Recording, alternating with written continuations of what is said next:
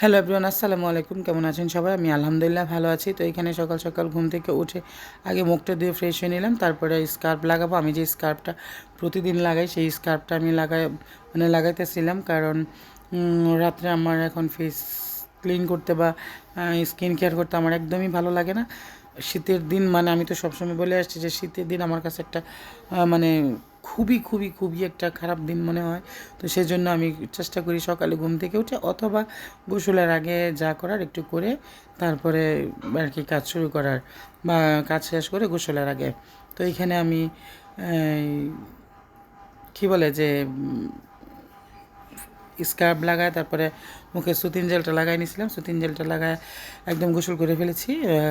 Maybe 10:30 বাজে তখন, কারণ আমি হসপিটালে যাব ডাক্তার দেখাতে। আর এই যেখানে এক বোল কাপড় ধুয়ে নিয়েছি।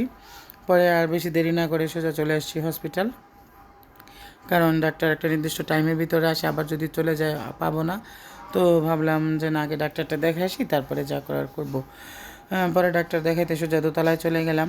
আর আগে প্রাইম হাসপাতালে নিচে ডাক্তার বসতো, বাট এখন বসে না, এখন দোতলায় বসে। তো সেই জন্য দোতলায় আমাকে যেতে হয়েছে।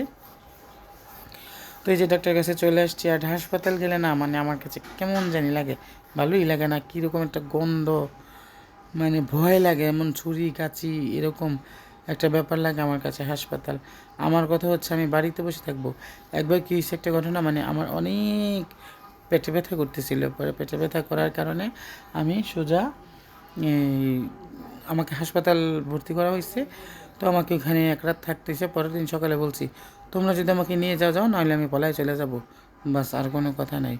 তো এই যে আমার ডাক্তার দেখানো শেষ, আমি ডাক্তার দেখায় চলে আসছি বাইরে। এখন আমি মেডিসিন কিনতে যাব, সেজন্য বাইরে দাঁড়ায় রিক্সা নিয়ে যাব না, হেঁটে যাব, কারণ আমি ডাক্তার দেখেছি এক হাসপাতাল থেকে, আর আরেক হসপিটালের সামনে আমার ওষুধের যে দোকান ওখানে। তো আমি সবসময় যে দোকান থেকে ওষুধ নিই সেটা হচ্ছে SM ফার্মেসি। সেটা আমাদের এক ছোটো ভাইয়ের জিজুর দোকান। আর ওখান থেকে আমি সবসময় নেওয়ার চেষ্টা করি। আর রাস্তা দিয়ে একা একা হাঁটতেছি, আর মানে ভালো লাগতেছে একা একা হাঁটাটা।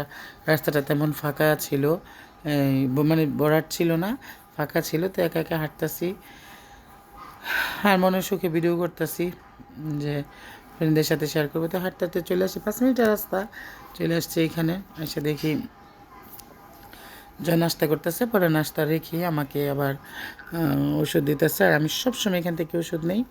আর জয় মানে আমি গেছি মানে ওর বড় দিদি আসছে, সোজা কোনো কথা নেই, ও একদম মানে তাড়াহুড়া করে সব দিচ্ছে। তো এখানে প্রায় 10 মিনিট ওষুধ আনতে 10 মিনিট তো লেগেই যায় সোজা কথা। পরে বাসায় এসে ভাত খেতে বসে গেলাম। আমার মায়ের হাতের স্পেশাল ধনিয়া পাতার ভর্তা, এটার মধ্যে আমি টক দিয়ে বানাই আমার আম্মায়। আর এই ভর্তাটা হচ্ছে আমার কাছে পৃথিবীর সবচেয়ে মজার শ্রেষ্ঠ একটা ভর্তা, যেটা খেলে মানে একবার ভাত মাখলে আর মানে আর কোনো তরকারি আমার নিতে ইচ্ছা করে না। আর সেটা যদি আমার মায়ের হাতের মাখা হয় তাহলে তো কাল্লাফাতে আর কোনো কথাই নেই।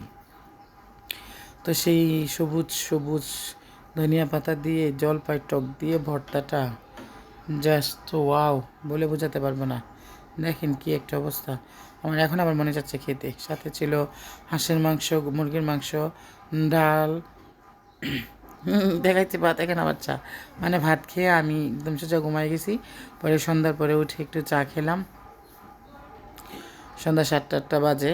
পরে খাওয়ার পরে রাতের খাবার হিসেবে খেলাম মুরগির মাংস আর দোকান থেকে আনা চিতল পিঠা, কারণ অনেক দিন ধরে মনে চাচ্ছিল হাঁসের মাংস দিয়ে চিতল পিঠা খাবো, তাই খেলাম। তো ভিডিওটা কেমন লাগলো